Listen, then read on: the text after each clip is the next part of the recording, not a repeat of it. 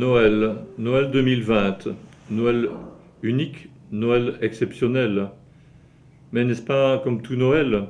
Le premier Noël s'est vécu dans l'inattendu, l'improvisation, le dénuement. L'enfant qui naît à la crèche, c'est Dieu qui nous rejoint dans nos pauvretés. La lumière, Dieu, se fait disponible. Méditons sur ce mystère de cette lumière à recevoir et à partager. Noël est le mystère de l'extraordinaire dans l'ordinaire des jours. C'est bien Dieu qui se fait homme. Il s'incarne, il prend comme demeure la création tout entière, pour nous inviter à prendre au sérieux tous les petits riens de la vie. C'est l'accueil du salut dans notre quotidien.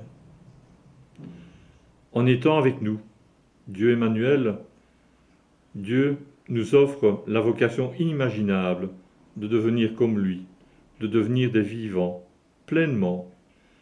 Quelle immense espérance nous est ainsi donnée, une espérance qui est plus forte que le mal et l'absurde qui traverse nos quotidiens, particulièrement en ces temps d'épidémie. La naissance de Jésus dans des conditions précaires est signe d'une promesse de vie, d'un amour qui ne nous feront pas défaut.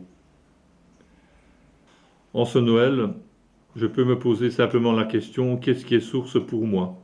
Source de vie, de paix et d'espérance. Un petit mot qui accompagne un cadeau le fait résonner bien plus. Qu'est-ce qui fait résonner tous mes petits gestes, tous mes petits actes envers mes proches, envers ma famille, envers ceux que je peux encore voir? Ce Noël vécu dans le dénuement, comme à l'origine, nous pousse déjà vers l'avenir. Nous aurons développé des solidarités nouvelles, alors que la crise économique et sociale est bien là. Il nous faut opérer un véritable changement. Mais Noël qui sauve est un changement. Nous pouvons déjà nous poser la question pour 2021, comment arriver collectivement à se représenter autrement, ce qui fait une vie de qualité.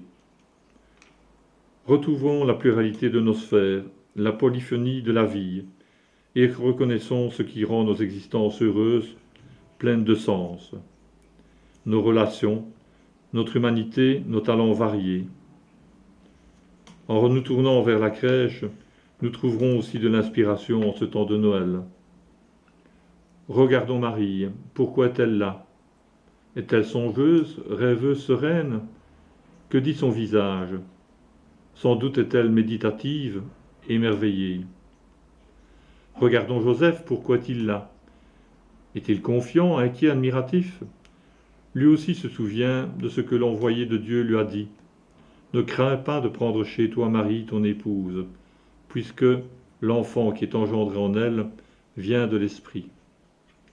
Et Jésus, il est promesse d'avenir, il est au centre. Quand un enfant naît, tous les regards se tournent vers lui. Un bébé mignon comme tous les nouveaux-nés. Qui reconnaîtrait en lui celui que Dieu envoie, celui qui vient nous révéler la tendresse du Père? Frères et sœurs, chers amis, en ce temps de Noël, accueillons la joie véritable, celle qui vient de Dieu. Alors, la joie de Dieu sera notre force. Accueillons Jésus qui est source d'espérance, et lui aussi sera notre force. Et quand Dieu se fait Emmanuel, il ne cesse de venir dans l'Esprit.